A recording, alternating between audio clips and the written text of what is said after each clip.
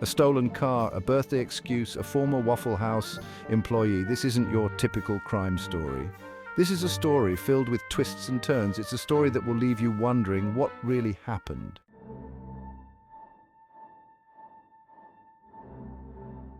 Angela Harrison, a former Waffle House employee, found herself at the center of a criminal investigation. Her story, as unbelievable as it seemed, hinted at a connection to her past. Had she crossed paths with someone during her time at the Waffle House? Someone who would gift her a stolen car? The details were murky, to say the least. The police weren't convinced. They dug deeper, uncovering a trail of evidence that contradicted Harrison's claims. Surveillance footage, witness testimonies, and a stolen vehicle with a tragic backstory. This wasn't just about a stolen car anymore. This was about uncovering the truth, no matter how bizarre or unbelievable it may seem.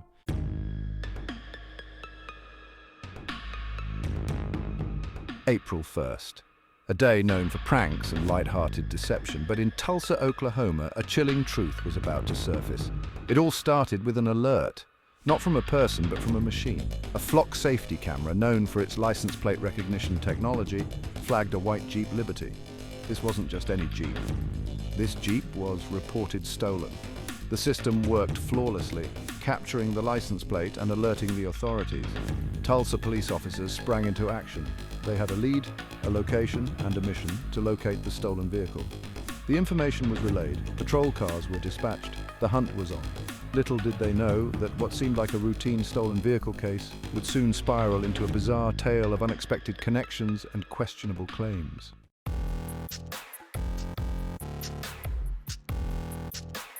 The white Jeep Liberty was spotted. The officers, trained to handle these situations with caution, initiated a traffic stop. The driver, a woman later identified as Angela Harrison, pulled over without incident. So far, so routine. Two officers approached the vehicle, one on each side. Standard procedure. They asked Harrison for her driver's license, registration, and proof of insurance. A simple request, but one that would soon expose cracks in her story. Harrison seemed calm, cooperative even, but as the officers ran her information, a wave of tension filled the air. The Jeep, as suspected, was listed as stolen. The routine traffic stop had just taken an unexpected turn.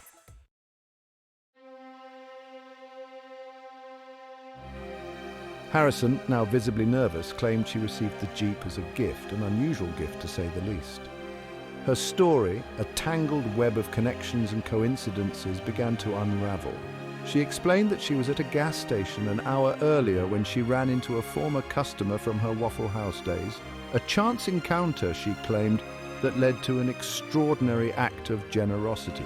According to Harrison, this former customer, feeling sentimental and generous, decided to gift her the white Jeep. Why? Because her 53rd birthday was just around the corner. And to sweeten the deal, the former customer threw in an extra $10. The officers listened, their skepticism growing with every word. Harrison's story seemed implausible, riddled with inconsistencies, and far too coincidental to be true. Their gut feeling told them there was more to this story than met the eye.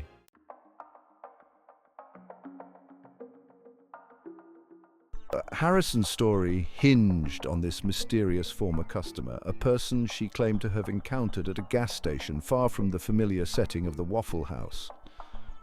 Who was this generous soul, willing to give away a vehicle to a former waitress? Harrison's description was vague, almost evasive. She couldn't recall the customer's name, only that they were a regular during her time at Waffle House. The officers pressed for more details. What did this customer look like? What kind of car were they driving? Harrison's responses were hesitant, riddled with "I don't knows" and "I can't remembers." Her inability to provide concrete details about this supposed benefactor only fueled the officers' suspicions. It was as if she were grasping at straws, constructing a narrative that was quickly falling apart.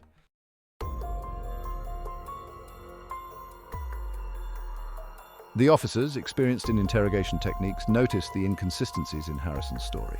Her body language spoke volumes. Nervous fidgeting, avoiding eye contact, and a voice that trembled with each question. While they didn't have a polygraph machine handy, the officers didn't need one to sense that Harrison was hiding something. Her story was too far-fetched, too convenient to be true. The $10 gift added another layer of peculiarity to the story. Was it an attempt to make the transaction seem legitimate, a bizarre detail intended to throw off the authorities, or simply a reflection of the supposed generosity of this unknown individual? Every answer Harrison provided seemed to raise more questions than it answered. The officers knew they were dealing with more than just a simple case of grand theft auto. This was rapidly evolving into a perplexing puzzle with Harrison at its center.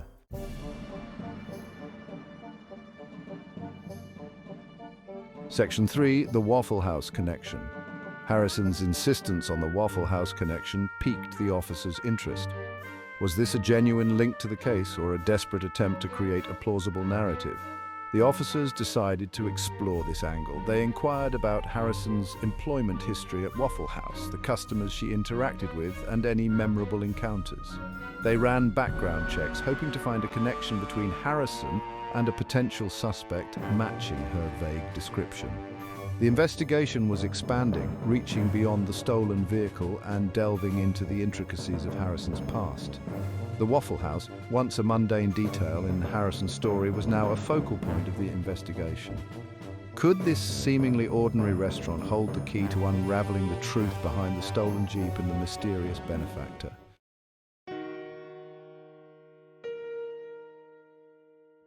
Section 4. Unanswered Questions. As the interrogation continued, the room buzzed with unanswered questions. Who was this generous customer? Why would they give away a car to a former Waffle House employee? And why was Angela Harrison so evasive about the details? The burden of proof was on the authorities to uncover the truth behind this bizarre case.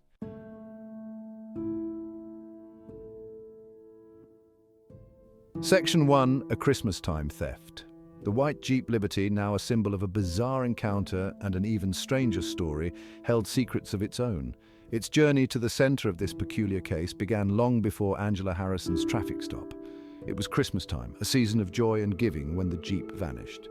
Stolen, taken from its rightful owner, leaving behind a void during what should have been a time of celebration.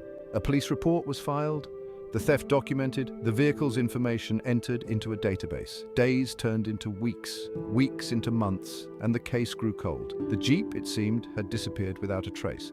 But the wheels of justice, though they may turn slowly, were in motion.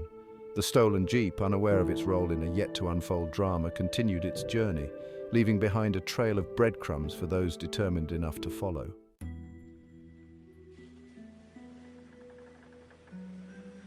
Section 2, Ghost in the Machine, January 14th. Weeks after the Christmas time theft, a ghost appeared. Not a literal ghost, but a digital apparition captured on surveillance footage. The white Jeep Liberty, thought to be lost, resurfaced. And behind the wheel? None other than Angela Harrison. The footage, though grainy, was clear enough to identify both the vehicle and the driver. It was irrefutable evidence, contradicting Harrison's claims of receiving the Jeep as a birthday gift in April. The footage raised more questions than answers. If Harrison had indeed been gifted the Jeep in April, as she claimed, how could she have been driving it in January? The timeline didn't add up. Her story was crumbling. The surveillance footage, a chance discovery, had breathed new life into the investigation. It was the break they needed. A digital smoking gun pointing directly at Angela Harrison.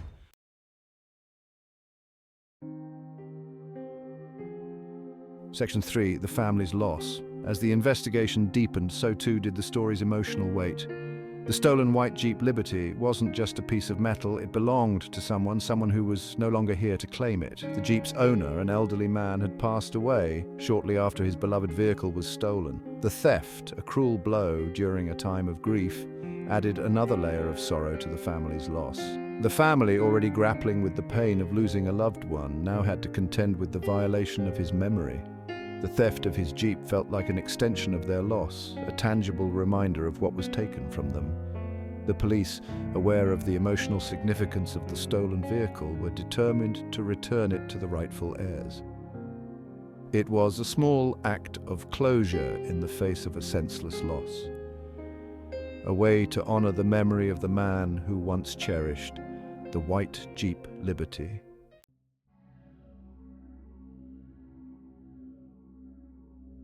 Section 1. The walls close in. The evidence against Angela Harrison was mounting. The surveillance footage from January showing her behind the wheel of the stolen Jeep directly contradicted her claim of receiving it as a birthday gift in April. The walls were closing in and she knew it. During further questioning, Harrison stumbled over her words, her initial confidence replaced by a palpable sense of unease. The officers, experienced in detecting deception, watched her every move, every nervous twitch, every averted glance. When confronted with the surveillance footage, Harrison faltered. She couldn't explain how she had possession of the Jeep in January, offering only vague and unconvincing excuses. Her story, already riddled with holes, was unraveling at an alarming rate. The officers, sensing her desperation, pressed harder. They pointed out the inconsistencies in her story, the lack of credible evidence to support her claims, and the overwhelming weight of the evidence against her.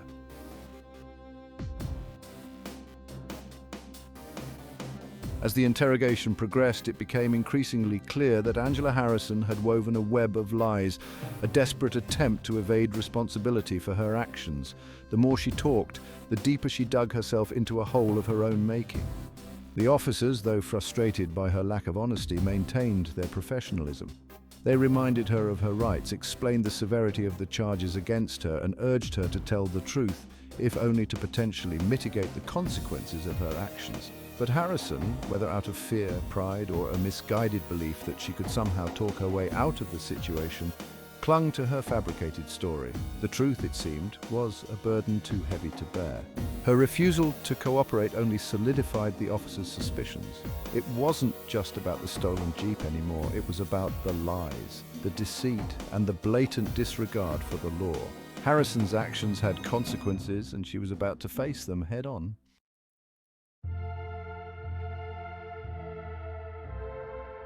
With Angela Harrison in custody, facing charges of unauthorized possession of a stolen vehicle, the focus shifted to the pursuit of justice.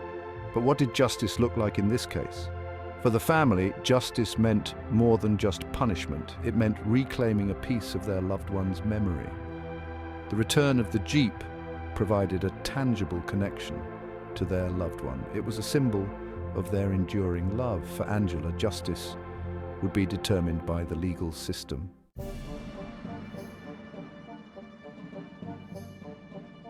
The case of the stolen Jeep Liberty, once a seemingly straightforward case of grand theft auto, had transformed into a perplexing puzzle, its pieces scattered across a landscape of half-truths, unanswered questions, and the lingering aroma of freshly brewed coffee. Angela Harrison, the former Waffle House employee at the heart of it all, found herself caught in a web of her own making. Her bizarre tale of a generous customer, a birthday gift, and a chance encounter at a gas station crumbled under the weight of its own implausibility. The surveillance footage, a silent witness to Harrison's deception, shattered her carefully constructed narrative, revealing the truth that lay hidden beneath layers of fabrication. The timeline didn't align, the details didn't add up, and the evidence, once circumstantial, now pointed directly at her. As the gears of justice began to turn, one couldn't help but wonder what would become of Angela Harrison. Would she face the consequences of her actions, her lies exposed, her freedom hanging in the balance? The courtroom buzzed with anticipation as Angela Harrison stood before the judge. The charges, unauthorized possession of a stolen vehicle, echoed through the silent room. The prosecution presented a narrative of deceit and disregard for the law. Surveillance footage dismantled Harrison's defense. The defense painted Harrison as misguided, caught in unfortunate circumstances. They highlighted her clean record, her cooperation with authorities, and the possibility she might be truthful. But the damage was done. Lies and inconsistencies cast a long shadow. As the jury deliberated, Angela's fate hung in the balance.